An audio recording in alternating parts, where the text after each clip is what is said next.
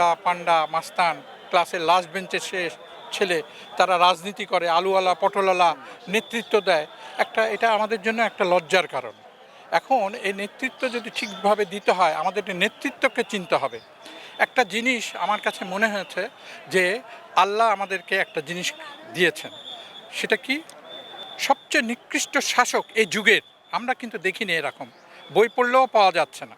সবচেয়ে নিকৃষ্ট শাসককে আল্লাহ নিজ হাতে আবাবিল পাখির দ্বারা অপসারণ করিয়ে দিয়েছেন।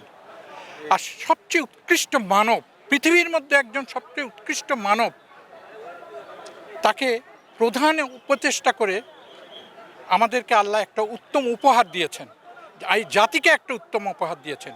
এটা প্রথমে বুঝতে হবে।